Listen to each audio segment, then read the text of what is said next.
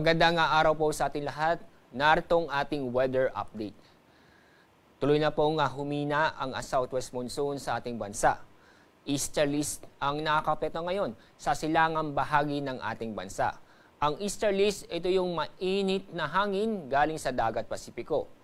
At wala po tayong binabantayan na bagong low pressure area o bagyo sa loob ng ating Philippine Area of Responsibility.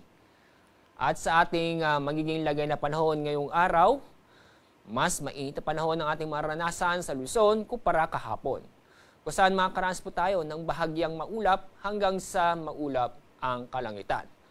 Pero asahan pa rin na mga isolated na pagpag-ulan o mga localized thunderstorm. Dako tayo sa Visayas at Mindanao. Fair weather po tayo ngayong araw, kung saan ay makakaranas po tayo ng bahagyang maulap hanggang sa maulap ang kalangitan. Maliban lang po sa mga isolated na mga pag-ulan dahil sa mga thunderstorm. At para sa ating lagay ng ating mga karagatan, wala tayong gale warning ngayong araw. Pero asahan pa rin ang mga moderate to rough seas sa northern at sa western section ng Northern Luzon. Sa ibang dako, banayad hanggang sa katamtaman ang ating pag-alon. Kaya safe naman pong pumalaot ang ating mga kababayan sa buong kapuluan.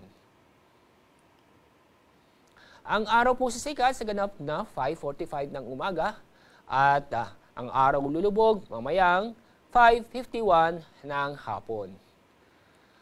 Ayan po ang ating weather update mula sa Pag-asa. Ako po si Alzar D. Aurelio.